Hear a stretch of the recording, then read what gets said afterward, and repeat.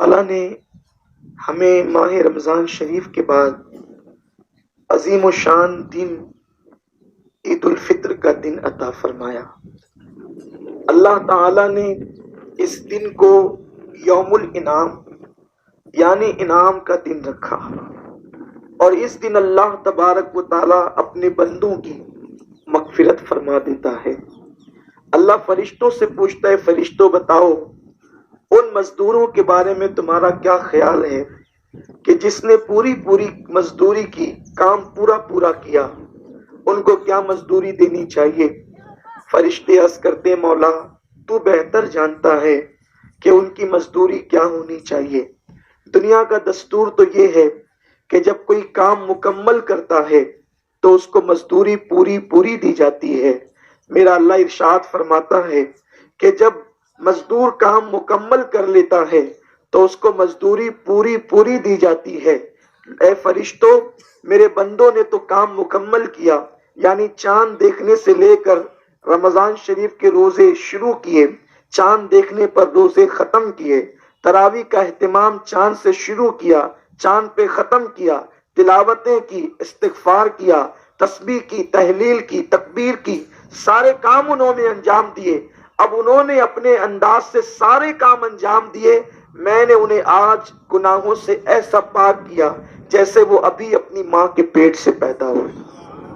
ان کے سارے گناہوں کا خاتمہ کر دیا۔ اور فرشتوں یاد رکھو کہ آج وہ مجھ سے جو طلب کریں گے میں ان کو وہ سب کچھ عطا کروں گا، جو مجھ سے مانگیں گے میں ان کو ضرور عطا کروں گا، جو مجھ سے مانگیں گے میں ان کو ضرور دوں گا۔ یہ کون کہتا ہے؟ یہ وحدہ لا شریک کہتا ہے، جس کا اعلان ہے ان اللہ لا یخلف المیعاد، کہ اللہ اپنا وعدہ کبھی خلاف نہیں کرتا۔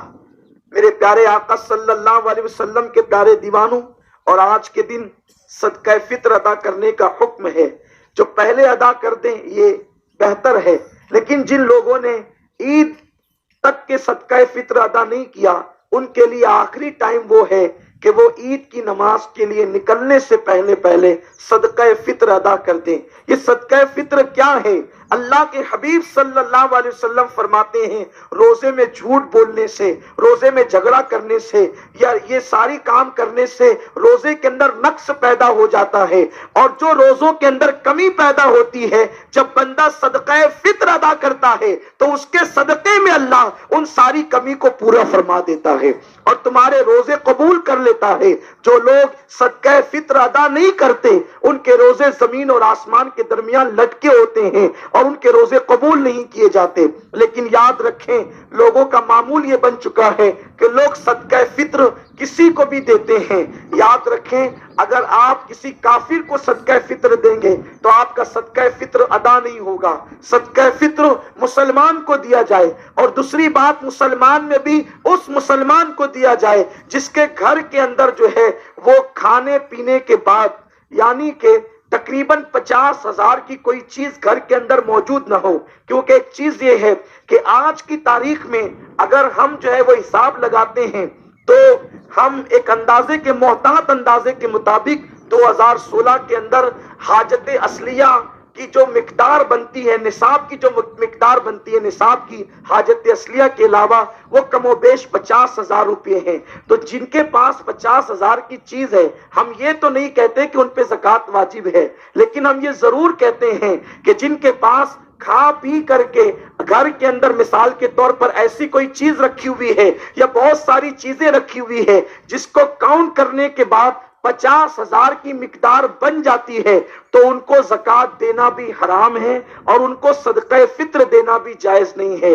دراصل بات یہ ہے آج لوگ جو ہے شکایت کرتے ہیں سید صاحب ہم تو پوری زکوٰۃ پوری دیانتداری کے ساتھ نکالتے ہیں، صدقہ فطر بھی دیتے ہیں، لیکن پھر کیا بات ہے سال بھر نقصان ہوتا ہے، سال بھر پریشان رہتے ہیں، جبکہ اللہ رب العزت کے حبیب نے فرمایا جس نے پوری زکوٰۃ نکال دی ہے اللہ تبارک و تعالیٰ نے اس کے مال کو اپنے قلعے میں محفوظ کر لیا۔ تو جب ہم نے پوری زکوٰۃ نکال دی ہے تو پھر ہمارا نقصان کیوں ہوتا؟ یہ مندی کے مسائل، یہ معاملات کی پریشانی، یہ مشکلیں کیوں ہے؟